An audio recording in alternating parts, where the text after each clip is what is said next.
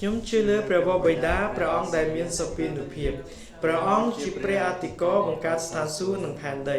ខ្ញុំជឿលើព្រះយេស៊ូវគ្រីស្ទជាព្រះរាជបុត្រាតែមួយរបស់ព្រះអង្គជាព្រះអម្ចាស់នៃខ្ញុំព្រះអង្គបានប្រសូតនឹងព្រហ្មចារីដោយព្រះវិញ្ញាណបរិសុទ្ធមកសន្ធិដ្ឋលើនាងព្រះអង្គរងទុក្ខវេទនាជាប់លើឈើឆ្កាងក្រោមអំណាចពន្ធទាពីឡាតការបានសុគតហើយសពទ្រង់បានបញ្ចុះហើយទ្រង់ឡើងវិញនៅថ្ងៃទី3ព្រមទាំងគង់នៅខាងស្ដាំនៃព្រះវរបិតាជាព្រះដែលមានឫទ្ធានុភាពព្រះអង្គនឹងយាងមកពីស្ថានសួគ៌វិញដើម្បីជំនុំជម្រះមនុស្សរស់និងមនុស្សស្លាប់ខ្ញុំជឿលើព្រះវិញ្ញាណបរិសុទ្ធហើយទុកចិត្តគ្រីស្ទបរិសុទ្ធសកលលោកខ្ញុំជឿលើការសង្គ្រោះនិងការអត់ទោសចំពោះអំពើបាបនិងអរគុណជានិច្ចអាមែន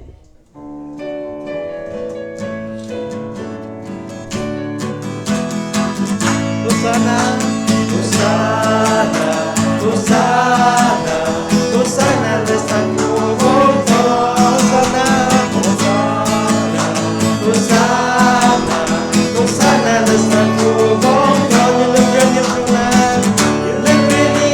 tonight. Na casa saroca,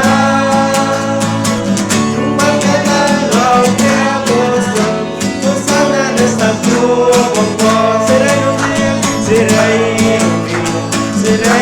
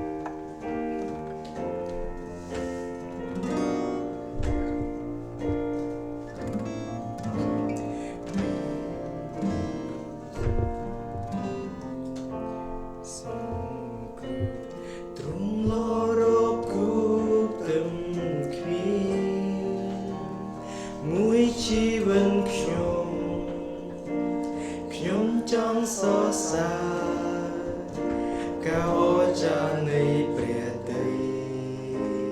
ស្រឡាញ់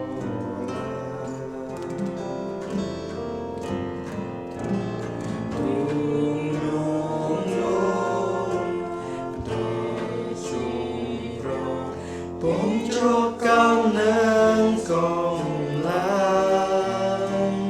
ជួក្រុមដងហានៃជីវិតខ្ញុំថ្វាយបង្គំទ្រង់ជោស្រែកថ្វាយព្រះអង្គស្រែកថ្វាយព្រះអង្គផែនដីអើយចូលច្រៀងថ្វាយដែលជាចេស្តាការសរសើរដល់ស្ដេចយើងក្នុងម៉ោងក្រាបចូលហើយសាមញ្ញគ្រោះពេលលីសូព្រះនាមទ្រង់ខ្ញុំច្រៀងអបអរចំពោះស្នាព្រះហស្ថទ្រង់ខ្ញុំស្រឡាញ់ទ្រង់ជានៃខ្ញុំចូលមកជានៃមានអ្វីព្រៀបស្មើនឹងព្រះបន្ទូលដែលទ្រង់សន្យាព្រះយេស៊ូព្រះសង្ឃទ្រង់លរកគូព្រមគៀងមួយជីវិតខ្ញុំចង់សរសើរកោចានៃព្រះតីស្រឡាញ់លោក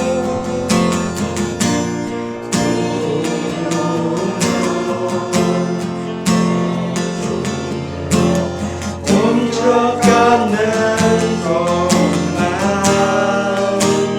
ចូលក្រុមដងហានៃជីវិតថ្វាយបង្គំទ្រង់ស្រែកថ្វាយព្រះអង្គស្រែកថ្វាយព្រះអង្គផែនដីអើយចូលជាថ្វាយដែលជាចេស្តាការសរសើរដល់ស្ដេចយើងខ្ញុំមកក្រាបចូលហើយសាមញ្ញទ្រង់ពេលលីសូព្រះនាមទ្រង់ខ្ញុំច្រៀងអបអរចំពោះស្នាព្រះហស្ថទ្រង់ខ្ញុំស្រឡាញ់ទ្រង់ជានៃខ្ញុំចូលមកជានៃមានអ្វីព្រៀបស្មើនឹងព្រះបន្ទូលដែលទ្រង់សន្យា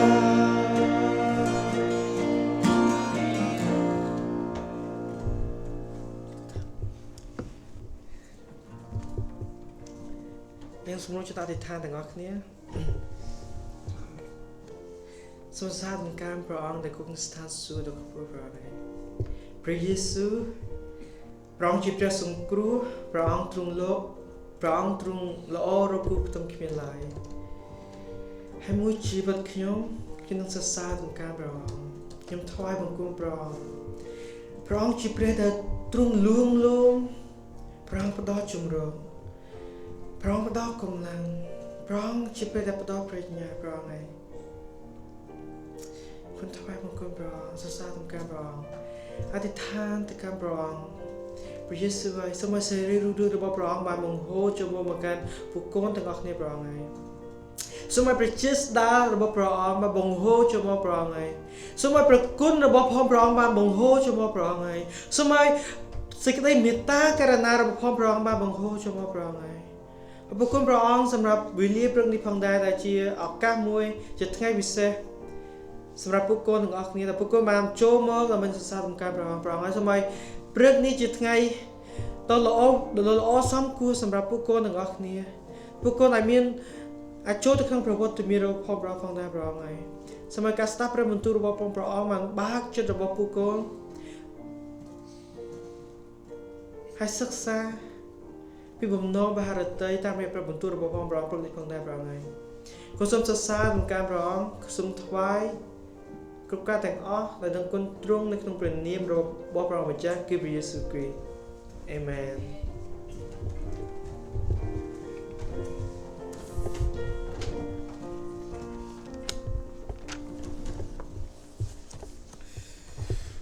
Amen. Hallelujah. សូមសាមការប្រងហើយមុននឹងឈានចូលដល់ការសិក្សានៅព្រះបន្ទូលព្រះអង្គសូមបងប្អូនទាំងគ្នាបានបើកនៅព្រះគម្ពីរយូស្វេយើងនឹងសិក្សាព្រះគម្ពីរយូស្វេយើងនឹងអានពីខ1រហូតដល់ខ6យូស្វេចំពោះ1ខ1ដល់ខ6រីឯក្រោយដែលម៉ូសេជាអ្នកបម្រើរបស់ព្រះយេហូវ៉ាបានស្លាប់ទៅនោះព្រះយេហូវ៉ាទ្រង់មានបន្ទូលនឹងយូស្វេកូននុនជាអ្នកចំណិតរបស់លោកថាម៉ូសេជាអ្នកបម្រើអញបានស្លាប់ទៅហើយដូច្នេះចូលរៀបចំឆ្លងទន្លេយ៉ូដានឥឡូវនេះចុះព្រមទាំងបណ្ដាមនុស្សទាំងនេះផងហើយចូលទៅក្នុងស្រុកដែលអញឲ្យដល់គេគឺដល់ពួកកូនចៅអ៊ីស្រាអែលព្រោះទាំងទីកន្លែងណាដែលឯងដាក់ជើងជន់នោះអញនឹងឲ្យដល់ឯងរាល់គ្នាដូចជាអញបានប្រាប់ម៉ូសេហើយហើយព្រំប្រទល់របស់ឯងរាល់គ្នានោះត្រូវចាប់តាំងពីទីរហោស្ថាននិងភ្នំល្បាណូននេះរហូតដល់ទន្លេធំគឺជាទន្លេអ៊ឺប្រាតជាស្រុករបស់សាហេតទាំងមូលហើយទៅដល់សមុទ្រធំទៅទិសខាងលិចដែរនឹងគ្មានអ្នកណាអាចឈរនៅមុខឯងនៅគ្រប់មួយជីវិតឯងបានឡើយអញនឹងនៅជាមួយនឹងឯងដូចជាបាននៅជាមួយនឹងម៉ូសេដែរអញមិនដែលខាននឹងតោះឯងក៏មិនដែលបោះបង់ចោលឯងឡើយខ6ចូលឲ្យមានកម្លាំងនិងចិត្តក្លាហានចុះបិទឯងនឹងនាំឲ្យបណ្ដាជននេះបានក្រុងស្រុកដែលឯងបានស្បត់ថានឹងឲ្យដល់ពួកឯយកោគេអាមែនអរគុណព្រះអង្គហើយយើងនឹងសិក្សានៅព្រះបន្ទូលព្រះអង្គថ្ងៃនេះជាមួយគ្នាដែលមានចំណងជើងថាការរស់នៅក្នុងវត្តមាននឹងព្រះបន្ទូលព្រះដូច្នេះយើងនឹងសិក្សាតាមរយៈព្រះគម្ពីរយូស្វេថាតើការរស់នៅក្នុងវត្តមាននឹងព្រះបន្ទូលព្រះមានអត្ថន័យបែបណាហើយតើព្រះបន្ទូលព្រះនៅថ្ងៃនេះនឹងមាននឹងលើកយកមកដែលយើងអាចមកអនុវត្តនៅក្នុងជីវិតរបស់យើងបែបណាដូច្នេះយើងឃើញថានៅក្នុងជីវិតនៃការរស់នៅប្រចាំថ្ងៃរបស់យើងម្នាក់ៗយើងតែងតែមានអារម្មណ៍ថាយើងមានមនុស្សម្នាក់ដែលអាចជាទីពឹងផ្អែកបំណែកសម្រាប់ជីវិតរបស់យើងនៅក្នុងក្រុមគ្រួសារអាចជាឪពុកម្ដាយនៅកន្លែងការងារអាចជាអ្នកដឹកនាំរបស់យើងដែលគាត់មានសមត្ថភាពក្នុងការដឹកនាំរបស់យើងអាចជាឪពុកម្ដាយដែលមានសមត្ថភាពក្នុងការផ្គត់ផ្គង់យើងក្នុងការជួយជាយោបល់ក្នុងការជួយជាគំនិតដែលជួយដឹកនាំជីវិតរបស់យើងដើម្បីឲ្យដើរនៅលើផ្លូវដែលត្រឹមត្រូវនៅក្នុងលោកីយ៍នេះឬមួយក៏នៅក្នុងព្រះវិហារដែលមានគ្រូគង្វាលដែលគាត់ជាអ្នកដឹកនាំហើយជាម្នាក់ដែលតែងតែចែកចាយនៅព្រះបន្ទូលរបស់ព្រះដើម្បីឲ្យយើងបានសិក្សានៅព្រះបន្ទូលរបស់ព្រះហើយតាមរយៈអ្នកទាំងនោះហើយយើងអាចរាប់ពួកគាត់ថាជាអ្នកដែលមានទីជាម្នាក់ដែលជួយយើងក្នុងគ្រាមួយដែលយើងដើរនៅលើផ្លូវមួយនេះដូច្នេះនៅពេលមួយដែលអ្នកទាំងអស់នោះមិននៅជាមួយនឹងយើងបន្តទៀតនៅពេលនោះហើយជាពេលមួយដែលយើងតែងតែមានអារម្មណ៍ថាយើងបាត់បង់នៅអ្នកដែលជាទីពឹងពំនាក់របស់យើងបាត់បង់នៅម្នាក់ដែលតែងតែជួយណែនាំរបស់យើងនៅតែមានអារម្មណ៍ថាម្នាក់នោះបានឃ្លាតឆ្ងាយពីយើងដូច្នេះយើងតែងតែមានអារម្មណ៍ថាមានការភ័យខ្លាចដូច្នេះពេលខ្លះយើងមានការភ័យខ្លាចហើយការភ័យខ្លាចនោះនាំឲ្យយើងមានគំនិតមួយថាបើសិនជាអត់មានម្នាក់នោះតែជាខ្នងបង្អែករបស់យើងទេយើងអត់អាចធ្វើអីបានតាមសមត្ថភាពរបស់យើងបានទេដូច្នេះបានជានៅក្នុងព្រះបន្ទូលនេះដូចជាលោកយូស្វេដូច្នេះដែរយូស្វេបានកំពុងតែឈរនៅកន្លែងនឹងដែរនៅពេលដែលលោកម៉ូសេដែលជាម្នាក់ដែលបានដឹកនាំសាសអ៊ីស្រាអែលអស់រយៈពេល40ឆ្នាំនៅក្នុងទីរហោស្ថានហើយបានទទួលមរណភាពនៅពេលនោះហើយបានជាព្រះទ្រង់បានមានបន្ទូលទៅកាន់យូស្វេថាម៉ូសេបានស្លាប់ហើយម៉ូសេជាអ្នកបម្រើអញបានស្លាប់ទៅហើយដូច្នេះហើយបើសិនជាយើងគិតពីអារម្មណ៍របស់លោកយូស្វេវិញតើគាត់មានអារម្មណ៍បែបណានៅពេលដែលម្នាក់ដែលជាទីពឹងពំនាក់របស់គាត់បានចាកចេញពីគាត់ទៅហើយបន្ទុកទាំងអស់នៃការដឹកនាំជាតិសាសអ៊ីស្រាអែលបានធ្លាក់មកលើគាត់ដូច្នេះមិនថាតែលោកយូស្វេមិនថាតែយើងដែលជាម្នាក់ដែលរស់នៅលើផែនដីនេះយើងតែងតែមានអារម្មណ៍មួយថាយើងភ័យខ្លាច dương miên arom mùi tha dương ọt miên sầm mặt tập hiệpក្នុងការដឹកនាំជីវិតខ្លួនឯងនោះទេប៉ុន្តែបើសិនជាយើងមើលទៅកាន់លោកជីវិតលោកយូស្វេបានន័យថាគាត់មិនត្រឹមតែគាត់ដឹកនាំជីវិតរបស់គាត់នោះទេគាត់ត្រូវដឹកនាំមនុស្សរាប់សែនអ្នកទៀតរាប់លានអ្នកទៀតដែលជាជនជាតិអ៊ីស្រាអែលដូច្នេះថាតើអារម្មណ៍របស់គាត់បែបនេះតើជាអារម្មណ៍បែបណាបើសិនជាយើងមើលពីអារម្មណ៍របស់គាត់កន្លែងនេះយើងអាចយល់ដឹងថាអារម្មណ៍របស់គាត់គឺឯកាអារម្មណ៍របស់គាត់គឺមានអារម្មណ៍ថាគាត់អាចធ្វើបានទេដោយសារតែគាត់ធ្លាប់នៅជាមួយនឹងលោកម៉ូសេដែលជាអ្នកដឹកនាំដ៏អស្ចារ្យដែលគាត់គិតថាជាអ្នកដឹកនាំដែលព្រះបានលើកតាំងគាត់ហើយគាត់បានរៀនពីលោកម៉ូសេជាច្រើនរៀនពីការដឹកនាំរៀនពីការគ្រប់គ្រងរៀនពីសពគ្រប់បែបយ៉ាងប្រៀបបីដូចជាសេនាដៃស្ដាំរបស់លោកម៉ូសេបែបនេះដែរអញ្ចឹងនៅពេលដែលលោកម៉ូសេបានចាកចេញទៅគាត់នៅមានអារម្មណ៍មួយថាគាត់អត់អាចធ្វើការនេះបានដោយសារតែគាត់មិនទាន់មានវ័យមួយដែលគាត់អាចនឹងឈររឹងមាំនៅខ្លួនឯងបានដូច្នេះបានជាព្រះបន្ទូលនៅថ្ងៃនេះអាចឆ្លុះបញ្ចាំងឲ្យយើងឃើញអំពីភាពភ័យខ្លាចរបស់លោកយូស្វេហើយក៏ជាព្រះបន្ទូលមួយដែលនឹងជួយឲ្យយើងថាតើនៅពេលដែលយើងមានភាពភ័យខ្លាចបែបនោះយើងអាចរៀនរស់នៅក្នុងវត្តមាននឹងព្រះបន្ទូលបែបណាដូច្នេះបើសិនជាយើងមើលនៅក្នុងខ2ព្រះអង្គទ្រង់មានបន្ទូលថាម៉ូសេជាអ្នកបម្រើអញបានស្លាប់ទៅហើយបើសិនជាយើងអានបន្ទាប់ទៅទៀតយើងនឹងឃើញថាដូច្នេះចូលរៀបចំឆ្លងទន្លេយ៉ូដានឥឡូវនេះចុះអញ្ចឹងព្រះអង្គមានបន្ទូលត្រង់កន្លែងនេះព្រះអង្គបានមានបន្ទូលថាលោកម៉ូសេស្លាប់មិនមែនជាទីបញ្ចប់របស់ជនជាតិអ៊ីស្រាអែលនោះទេហើយក៏មិនមែនជាទីបញ្ចប់នៃបេសកកម្មក្នុងការឆ្លងទៅកាន់ទឹកដីសន្យានោះដែរប៉ុន្តែព្រះអង្គទ្រង់បានមានបន្ទូលនៅឃ្លាបន្ទាប់ថាដូច្នេះចូលរៀបចំឆ្លងទន្លេយ៉ូដានឥឡូវនេះចុះពាក្យត្រង់កន្លែងនេះគឺព្រះអង្គចង់មានបន្ទូលប្រាប់យើងថាគឺជាការចាប់ផ្ដើមនៃបេសកកម្មថ្មីគឺជាការចាប់ផ្ដើមជាថ្មីបានន័យថាបើទោះបីជាលោកម៉ូសេអត់មានវត្តមាននៅទីនេះក៏ដោយប៉ុន្តែមានយូស្វេដែលជាអ្នកដឹកនាំក្នុងការបន្តនៅបេសកកម្មរបស់ព្រះដូច្នេះហើយបេសកកម្មរបស់ព្រះមិនបានបញ្ចប់ត្រឹមតែលោកម៉ូសេតែប៉ុណ្្នឹងឯងប៉ុន្តែជាការចាប់ផ្ដើមឡើងវិញគឺជាការចាប់ផ្ដើមថ្មីតាមរយៈលោកយូស្វេដូច្នេះបើសិនជាយើងមើលបេសកកម្មក្នុងការឆ្លងទៅកាន់ទឹកដីសន្យានេះគឺអត់ត្រូវបានបញ្ចប់នោះទេប៉ុន្តែផ្ទុយទៅវិញគឺជាការចាប់ផ្ដើមគឺជាការផ្លាស់ប្ដូរនៅអ្នកដឹកនាំថ្មីដូច្នេះជារឿយៗនៅក្នុងជីវិតរបស់យើងពេលខ្លះយើងជួបនៅបញ្ហាទាំងអស់នេះក្នុងជីវិតរបស់យើងនៅពេលដែលយើងអត់មានអ្នកណាដែលជាទីពឹងមួយថ្ងៃក្នុងជីវិតរបស់យើងនៅពេលដែលយើងអត់មានអ្នកណាដែលយើងអាចពឹងពាក់បានយើងមានអារម្មណ៍ថាយើងអត់អាចធ្វើការទាំងអស់នោះបានទេយើងអត់អាចបន្តដំណើររបស់យើងបានទេប៉ុន្តែផ្ទុយទៅវិញព្រះទ្រង់គឺជាព្រះនៃបច្ចុប្បន្នភាពព្រះអង្គទ្រង់មិនមែនជាព្រះដែលឲ្យយើងបោះបង់ចោលនោះទេតែព្រះអង្គទ្រង់ជាព្រះនៃបច្ចុប្បន្នភាពដែលទ្រង់តែងតែជំរុញនិងលើកទឹកចិត្តយើងឲ្យចាប់ផ្ដើមការនោះឡើងវិញដូច្នេះនៅពេលដែលយើងក្រោកឡើងហើយនៅពេលដែលយើងឆ្ពោះដំណើរតទៅមុខទៀតនោះហើយគឺជាការឆ្ពោះទៅកាន់ការសន្យារបស់ព្រះប្រៀបដូចជាលោកយូស្វេនេះឯងលោកយូស្វេគាត់បានទទួលនៅព្រះបន្ទូលរបស់ព្រះឲ្យរៀបចំឆ្លងទន្លេយ៉ូដានដូច្នេះគឺជាការចាប់ផ្ដើមនៅចំណុចថ្មីមួយទៀតប្រយោជន៍ឲ្យគាត់អាចឆ្លងទៅកាន់ទឹកដីសន្យារបស់ព្រះបានដែរហើយបើសិនជាយើងមើលទៅកាន់ខ3បន្ថែមទៀតព្រះអង្គបានមានបន្ទូលថាម៉េចអស់ទាំងទីកន្លែងណាដែលឯងបានដាក់ជើងជន់នោះអញនឹងឲ្យដល់ឯងរាល់គ្នាដូចជាអញបានប្រាប់ម៉ូសេហើយដូច្នេះព្រះអង្គបានមានបន្ទូលឲ្យយើងព្រះអង្គមិនត្រឹមតែឲ្យយើងចាប់ផ្ដើមជាថ្មីនោះទេព្រះអង្គបានផ្ដល់នៅការសន្យាដ៏សំខាន់សម្រាប់យើងថាម៉េចអស់ទាំងទីកន្លែងណាដែលឯងដាក់ជើងជន់នោះអញនឹងឲ្យដល់ឯងរាល់គ្នាដូច្នេះត្រង់កន្លែងនេះព្រះអង្គបានមានបន្ទូលថាម៉េចព្រះអង្គបានចង់មានបន្ទូលប្រាប់យើងថាព្រះអង្គទ្រង់បានឲ្យការនឹងមកដល់យើងរួចហើយគ្រាន់តែឲ្យយើងចាប់ផ្ដើមសារជាថ្មីនោះទេ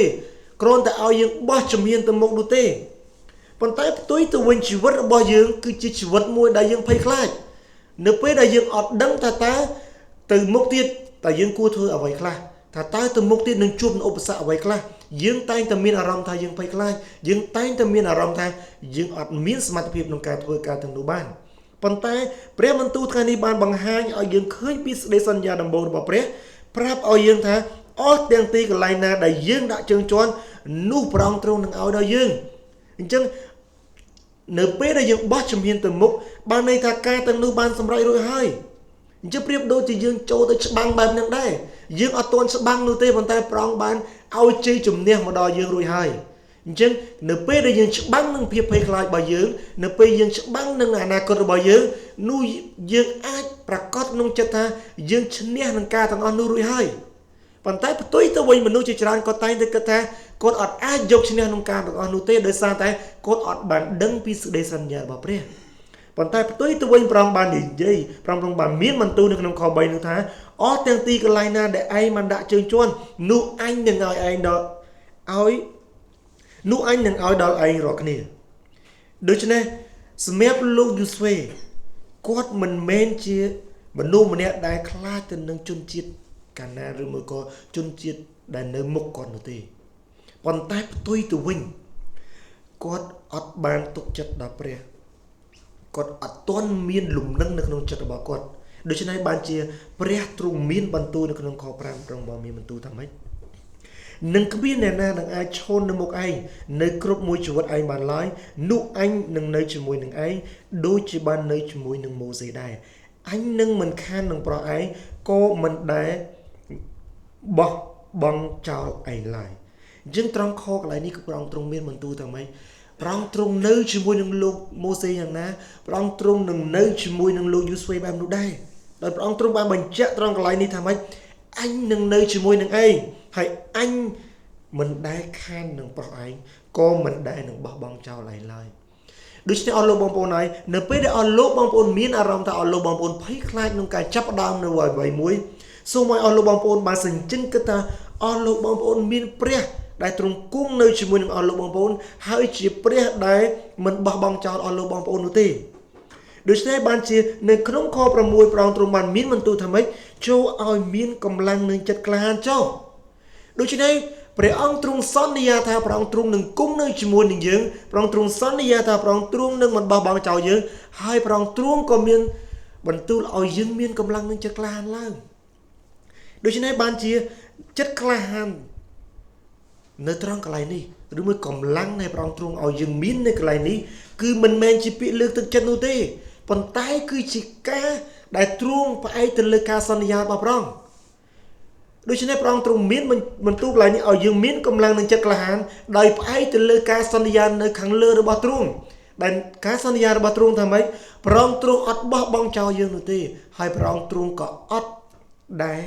ចាកចេញពីយើងនោះដែរគឺព្រះអង្គទ្រង់តែងតែគង់នៅជាមួយយើងដូច្នេះបានជាទ្រង់បានមានបន្ទូលឲ្យយើងមានកម្លាំងនិងចិត្តក្លាហានឡើង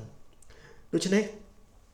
ការដែលលើកទឹកចិត្តរបស់ព្រះអង្គកន្លែងនេះឬមួយក៏ការឆ្លើយតបរបស់ព្រះអង្គកន្លែងនេះគឺពុំមែនផ្អែកទៅលើអ្វីផ្សេងនោះទេប៉ុន្តែផ្ទុយទៅវិញព្រះអង្គទ្រង់បានផ្អែកទៅលើការសន្យារបស់ព្រះ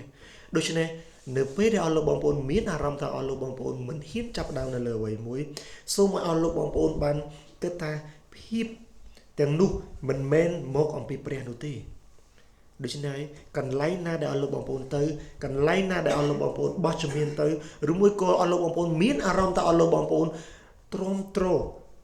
ទៅនឹងអ្នកដទៃទៀតអត់បានទ្រាំទ្រនឹងការរិះគន់របស់លោកនៅអ្នកផ្សេងបានសូមឲ្យអស់លោកបងប្អូនបានមានអារម្មណ៍ថាអស់លោកបងប្អូនមានព្រះនៅជាមួយនឹងអស់លោកបងប្អូនហើយអស់លោកបងប្អូនមានជ័យជំនះដូច្នេះនៅក្នុងសប្តាហ៍នេះសូមអស់លោកបងប្អូនបានចងចាំនៅឃ្លាមួយថាអញនឹងមិនចាកចោលឯងឡើយដូចនៅក្នុងខ5ដែលព្រះអង្គទ្រង់មានបន្ទូលថាព្រះអង្គទ្រង់អត់ចាកចេញពីយើងហើយព្រះអង្គទ្រង់អត់ដែលបោះបង់យើងចោលនោះទេដូច្នេះនៅពេលដែលអស់លោកបងប្អូនមានអារម្មណ៍ថាអស់លោកបងប្អូន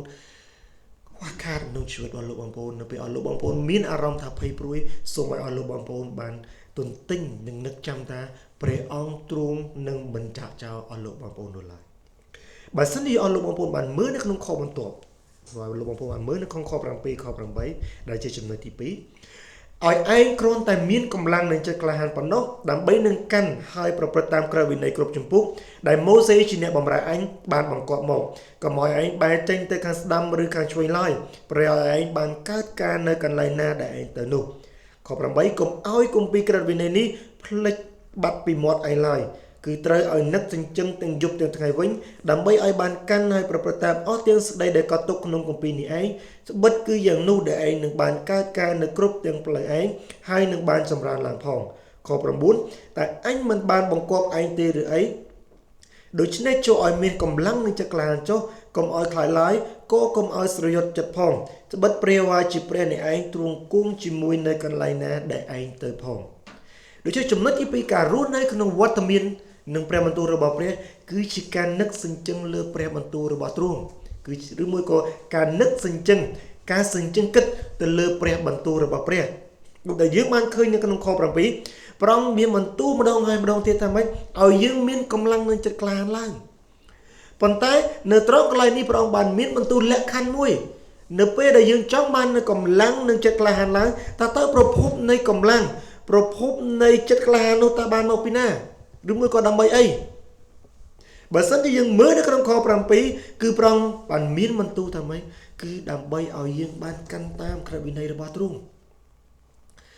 នៅក្នុងពាក្យកណ្ដាលខ7បានន័យថាម៉េចឲ្យយើងប្រព្រឹត្តតាមក្រឹតវិន័យគ្រប់ជំពូកដែលម៉ូសេជាអ្នកបម្រើអញបានបង្គាប់មកហើយត្រង់បានបន្ថែមទៀតថាកុំឲ្យងាកបែរឆ្វេងឬក៏ស្ដាំឡើយអញ្ចឹងត្រង់កន្លែងនេះគឺប្រភពនៃកម្លាំងនិងចិត្តក្លាហានដែលយើងបានមកពីព្រះគឺជាការដែលយើងកាន់តាមនៅព្រះបន្ទូលរបស់ព្រះគឺជាការកាន់តាមនៅក្រឹតវិន័យរបស់ព្រះគឺជាការគោរពហើយប្រតិបត្តិតាមនៅព្រះបន្ទូលរបស់ព្រះនោះហើយគឺជាប្រភពនៃកម្លាំងនិងចិត្តក្លាហានរបស់យើងដូច្នេះបាននៅក្នុងខ8បានបញ្ជាក់ម្ដងហើយម្ដងទៀតថាម៉េចកុំឲ្យក្រឹតពីគម្ពីរក្រឹតវិន័យនេះភ្លេចពីមាត់ឯងឡើយគឺត្រូវឲ្យនឹកចិញ្ចឹមទាំងយប់ទាំងថ្ងៃវិញដូច្នេះបើសិនជាយើងងាកត្រឡប់មើលទៅកាន់ពាក្យនឹកចិញ្ចឹមទាំងយប់ទាំងថ្ងៃអស់លោកបងប្អូនអាចស្រមៃឃើញថាការដែលយើងរៀននៅព្រះបន្ទូលព្រះអង្គការដែលយើងសិក្សានៅព្រះបន្ទូលព្រះអង្គមិនមែនដែលយើងសិក្សាគ្រាន់តែយើងសិក្សានៅក្នុងព្រះវិហារតែប៉ុណ្ណោះទេប៉ុន្តែឲ្យយើងនឹកចិញ្ចឹមទាំងយប់ទាំងថ្ងៃបានន័យថាគ្រប់ពេលវេលាគ្រប់ទីកន្លែងទាំងអស់គឺឲ្យយើងនឹកចាំអំពីព្រះបន្ទូលរបស់ព្រះដូច្នេះបាននៅក្នុងខ8ឲ្យយើងសង្កត់ធ្ងន់ថាកុំឲ្យគម្ពីរក្រឹតវិន័យនេះបាត់ចេញពីមាត់ឯងឡើយឲ្យនឹកចិញ្ចឹមទាំងយប់ទាំងថ្ងៃហើយដើម្បីឲ្យយើងកាន់តាមនិងប្រព្រឹត្តតាមអស់ទាំងសេចក្តីទាំងនោះឯងដូច្នេះការរស់នៅក្នុងជីវិតនៅក្នុងវត្តមាននឹងព្រះបន្ទូលរបស់ព្រះគឺសំខាន់ណាស់គឺជាយើងការដែលយើងប្រព្រឹត្តតាមនៅព្រះបន្ទូលរបស់ទ្រង់ហើយជាការដែលយើងនឹកចិញ្ចឹមអំពីព្រះបន្ទូលរបស់ទ្រង់ហើយបើសិនជាយើងត្រឡប់មើលទៅកាន់សាច់រឿងរបស់លោកយូស្វេវិញនៅពេលដែលគាត់ត្រូវឆ្លងទន្លេយ៉ូដានដើម្បីទៅកាន់ទឹកដីសន្យាដែលត្រូវប្រឈមមុខជាមួយនឹងជាតិសាសន៍ជាច្រើនគឺហេតុអីបានជាព្រះទ្រង់អត់ផ្ដល់នៅយុទ្ធសាស្ត្រហេតុអីបានជាព្រះទ្រង់អត់ផ្ដល់នៅអ្វីផ្សេងក្រៅពីព្រះបន្ទូលរបស់ទ្រង់អយុទ្ធសាស្ត្ររបស់ព្រះកន្លែងនេះព្រះអង្គអត់បានផ្ដល់នៅអាវុធព្រះអង្គអត់បានផ្ដល់នៅកងទ័ពឬមួយក៏យុទ្ធសាស្ត្រក្នុងការធ្វើសមយុទ្ធនោះទេប៉ុន្តែផ្ទុយទៅវិញព្រះអង្គបានឲ្យរស់នៅតាមព្រះបន្ទូលរបស់ទ្រង់វិញដូច្នេះបើសិនជាយើងសម្លឹងមើលទៅកន្លែងនេះយើងអាចមើលឃើញថាបទពិសោធន៍ឬមួយក៏យុទ្ធសាស្ត្រឬមួយក៏អ្វីដែលនៅផែនដីនេះវាអត់សំខាន់នោះទេប៉ុន្តែអ្វីដែលសំខាន់នោះគឺជាការដើរតាមហើយរស់នៅតាមព្រះបន្ទូលរបស់ព្រះនោះហើយជាយុទ្ធសាស្ត្រដែលនាំឲ្យជីវិតរបស់យើងបានទទួលនូវភាពជោគជ័យដូច្នេះបានជាមនុស្សជាច្រើននៅពេលដែលទោះបីជាគាត់មានជំនឿលើអង្គព្រះយេស៊ូវគ្រីស្ទហើយបើទោះបីជាគាត់ជាគ្រីស្ទានហើយគាត់តែងតែមានអារម្មណ៍ថាគាត់អត់មានបទពិសោធន៍គ្រប់គ្រាន់ក្នុងជីវិតរបស់គាត់អត់មានសមត្ថភាពក្នុងជីវិតរបស់គាត់អត់មានកម្លាំងក្នុងការប្រឈមមុខទៅនឹងអ្វីដែលកើតឡើងក្នុងជីវិតនៅលើផែនដីនេះគាត់តែងតែព្យាយាមរៀនអំពីការគ្រប់គ្រងព្យាយាមរៀនអំពីយុទ្ធសាស្ត្រព្យាយាមរៀនពីនោះអ្វីផ្សេងពីអ្នកដទៃទៀតដើម្បីឲ្យគាត់រឹងមាំប៉ុន្តែគាត់ភ្លេចម្យ៉ាងគាត់ភ្លេចពីការដើរតាមគាត់ភ្លេចពីការចិញ្ចឹមគិតនៅព្រះបន្ទូលរបស់ព្រះគាត់ភ្លេចគិតនៅការរស់នៅតាមព្រះបន្ទូលរបស់ព្រះដូច្នេះអស់លោកបងប្អូនហើយនៅពេលដែលអស់លោកបងប្អូនមានអារម្មណ៍ថាអស់លោកបងប្អូនមានភាពបរាជ័យឬមួយភាពភ័យខ្លាចសូមកុំឲ្យអស់លោកបងប្អូនពឹងទៅលើបទពិសោធន៍ឬមួយយុទ្ធសាស្ត្ររបស់ខ្លួនប៉ុន្តែជាដំបូងសូមឲ្យអស់លោកបងប្អូនបានចិញ្ចឹមគិតទៅលើព្រះបន្ទូលរបស់ព្រះហើយព្រះបន្ទូលរបស់ព្រះនោះឯងគឺជាអំណាចដែលជួយឲ្យជីវិតរបស់លោកបងប្អូនមានជ័យជំនះ នៅក្នុងជីវិតរបស់លោកបងប្អូនដែលរស់នៅប្រចាំថ្ងៃដូច្នេះបានជានៅក្នុងខ9ព្រះបានបញ្ជាក់ម្ដងទៀតម្ដងហើយថាតើអញមិនបានបង្គាប់ឯងទេឬអីដូច្នេះចូលមានកម្លាំងនិងចិត្តក្លាចុះកុំឲ្យខ្លាចឡើយក៏កុំឲ្យស្រយត់ចិត្តផងត្បិតព្រះយេហូវ៉ាជាព្រះនៃឯងទ្រង់គង់ជាមួយនៅកន្លែងណាដែលឯងទៅផងដូច្នេះនៅក្នុងខ9នេះព្រះអង្គបានបញ្ជាក់ម្ដងហើយម្ដងទៀតម្ដងហើយម្ដងទៀតថាម៉េចព្រះអង្គបានបង្គាប់ឲ្យយើងហើយថាឲ្យយើងមានកម្លាំងឡើងឲ្យយើងក្លាហានឡើងដូច្នេះតាំងពីខ5រហូតដល់ខ9តាំងពីដើមខដែលយើងអានមកតាំងពីសេចក្តីសន្យាដំបូងដែលព្រះអង្គបានមានសេចក្តីសន្យាចំពោះលោកយូស្វេពីខ5មករហូតដល់ខ9នេះព្រះអង្គទ្រង់មានបន្ទូលតែម្យ៉ាងនោះទេគឺព្រះអង្គទ្រង់គង់នៅជាមួយនឹងយើងដូច្នេះហើយបានជាឲ្យយើងមានកម្លាំងហើយឲ្យយើងមានចិត្តក្លាហានដូច្នេះបានជាសេចក្តីសន្យារបស់ព្រះគឺបានបញ្ចប់ដោយពាក្យថាអេម៉ាញូអែលដែលយើងប្រែថាព្រះទ្រង់គង់នៅជាមួយនឹងយើងដូច្នេះបានជាអង្គព្រះយេស៊ូវគ្រីស្ទទ្រង់បានយាងមកលើផែនដីនេះដែលទ្រង់មាននាមថាជាអេម៉ាញូអែលដែលព្រះអង្គទ្រង់មាន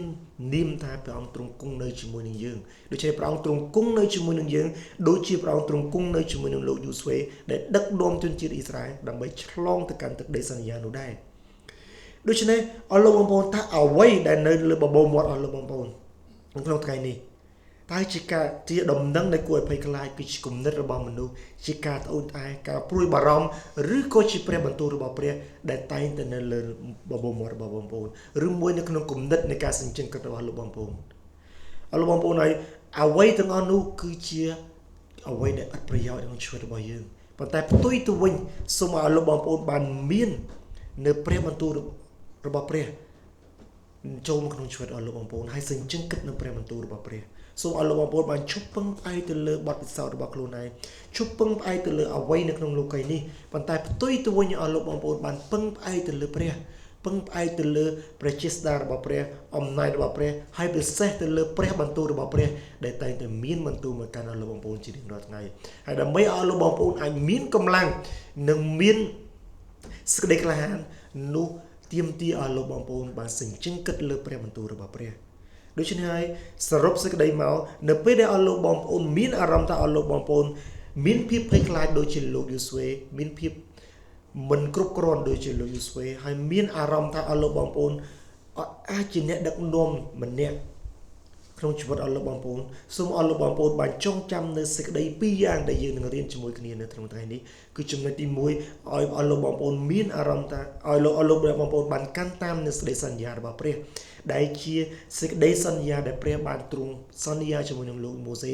លោកយូស្វេហើយក៏ជាសេចក្តីសន្យាដែលព្រះទ្រង់បានមានសម្រាប់អស់លោកបងប្អូននៅថ្ងៃនេះផងដែរចំណុចទី2គុំឲ្យអស់លោកបងប្អូនបានពឹងផ្អែកលើចំបល់របស់ខ្លួនកុំឲ្យអស់លោកបងប្អូនពឹងផ្អែកលើបទពិសោធន៍របស់ខ្លួនឬយុទ្ធសាស្ត្ររបស់ខ្លួនប៉ុន្តែផ្ទុយទៅវិញអស់លោកបងប្អូនបានសញ្ជឹងគិតក្នុងព្រះបន្ទូលរបស់ព្រះទាំងយប់ទាំងថ្ងៃដើម្បីឲ្យជីវិតអស់លោកអ្នកបងប្អូនបានមានភាពជោគជ័យនៅក្នុងជីវិតអស់លោកបងប្អូនដូច្នេះសូមឲ្យលោកបងប្អូនបានចងចាំនៅសេចក្តីសន្យារបស់ព្រះ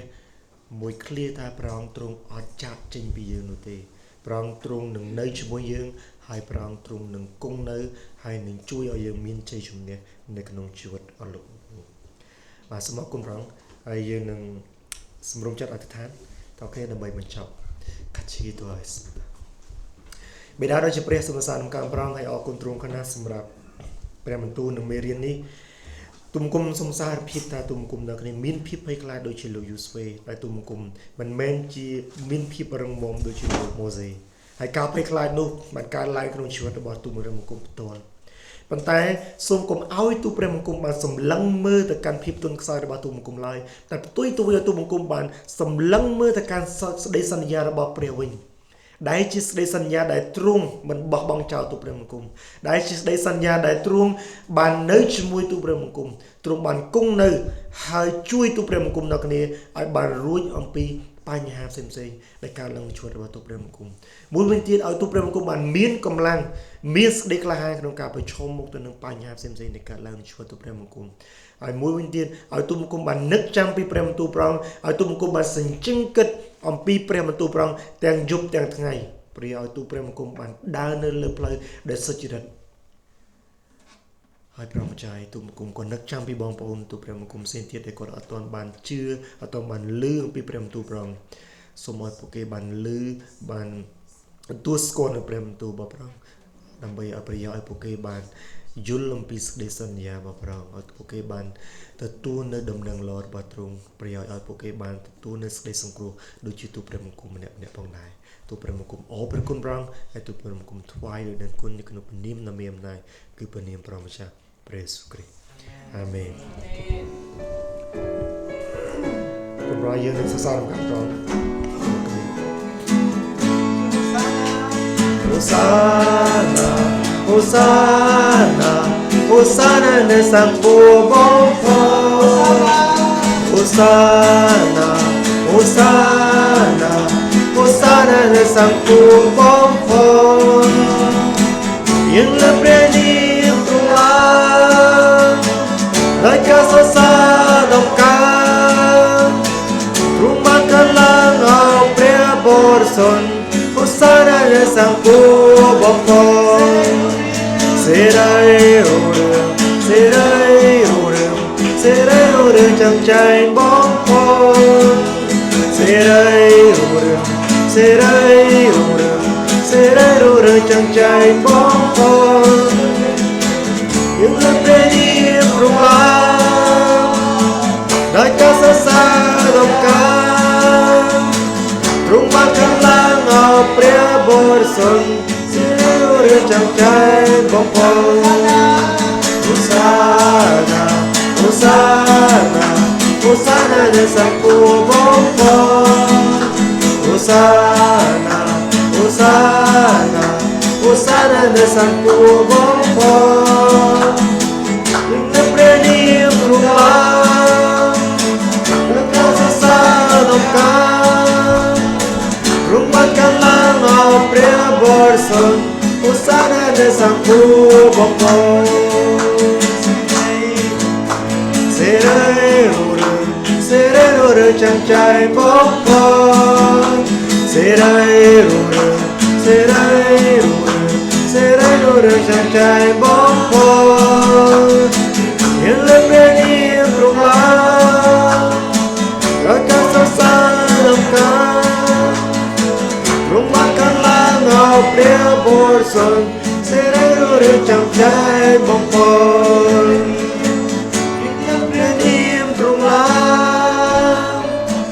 ហើយការសរសើរដល់ការរំបានកើតឡើងឲ្យព្រះបរិសុទ្ធសេរីរុងរឿងចាំចែ